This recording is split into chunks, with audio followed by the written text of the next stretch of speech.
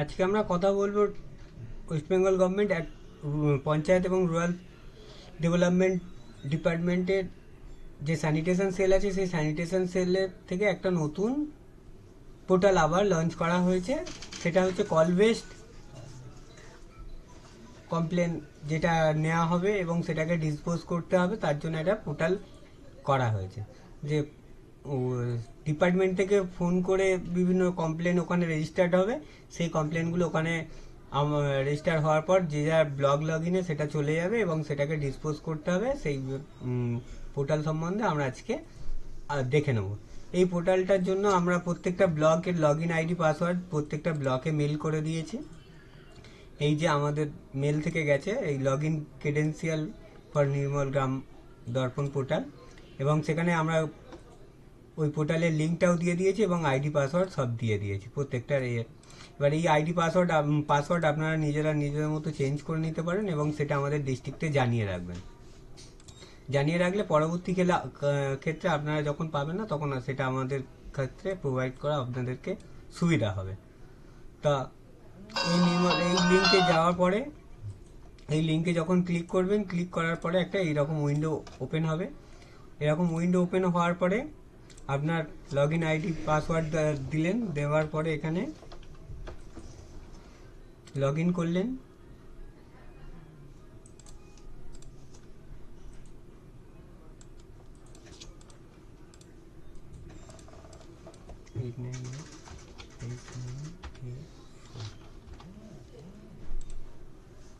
Log in করলে এইরকম একটা উইন্ডো ওপেন হবে।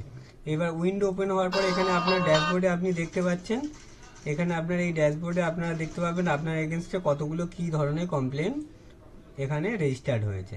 এখানে আইজিএইচএল ভেরিফিকেশনের কমপ্লেন 3টে রেজিস্টার্ড হয়েছে। এটা বারুইপুর ব্লক, আমরা দেখতে পাচ্ছি বারুইপুর ব্লক, এটা বারুইপুর ব্লকে। এবার এইটাকে ডিসপোজ করার জন্য আমরা কি করব, আইজিএইচএল ভেরিফিকেশন এখানে যে কটা মডিউল আছে প্রত্যেকটা মডিউল এখানে আছে, কিন্তু এখানে আমরা এই আইজিএইচএল ভেরিফিকেশনে ক্লিক করব। করার পর ইন প্রোগ্রেসে ক্লিক করব। ইন প্রোগ্রেসে ক্লিক করার পরে এখানে আমরা দেখতে পাচ্ছি 4টে option, disagree, in progress, close এবং ডিটেল।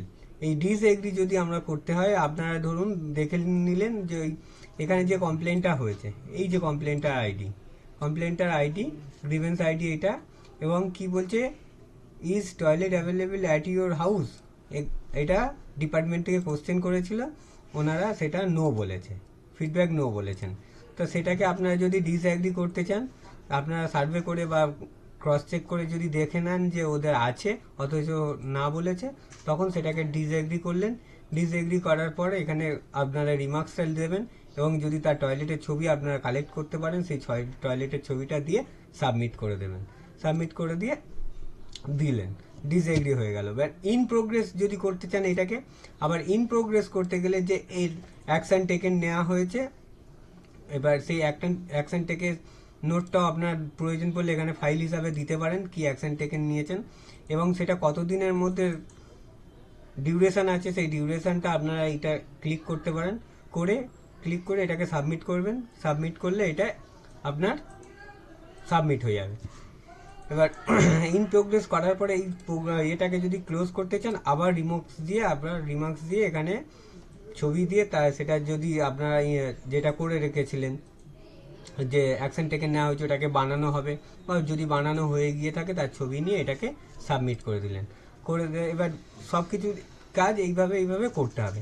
এবার তার আপনার ওই কমপ্লেনটা এই যে 3টে কমপ্লেন আপনার এসছে, এই 3টে কমপ্লেন আপনার কোন স্টেজে আছে তার ডিটেলটা জানার জন্য আপনারা এখান থেকে ডিটেলসে পেয়ে যাবেন আপনারা কি করেছেন না করেছেন।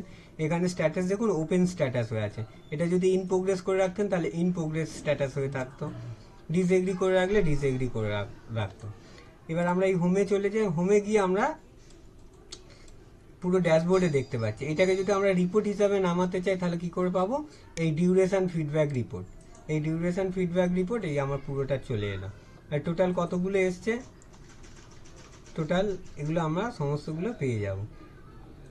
টোটাল এতগুলো কমপ্লেন এসছে আপনার, ওপেন এতগুলো আছে, এই ডিসএগ্রি কত, ইন প্রোগ্রেস কত, ক্লোজ কত, এইগুলো সমস্ত রিপোর্টটা আপনারা পেয়ে যাবেন। এইভাবে আমাদের রিপোর্টগুলোকে কম্পাইল করতে হবে। তাহলে আমাদের রিপোর্টসে গিয়ে আমরা কি পেলাম, রিপোর্টসে গিয়ে দেখলাম টোটাল এতগুলো 24টা। দেখুন 24টা আপনার কমপ্লেন আছে, 24টা কমপ্লেন আছে। 24টা কমপ্লেনের মধ্যে সব একটা একটা করে এসে যাবে। আপনার কমপ্লেনগুলো এখানে ডিটেলসে সব লেখা আছে।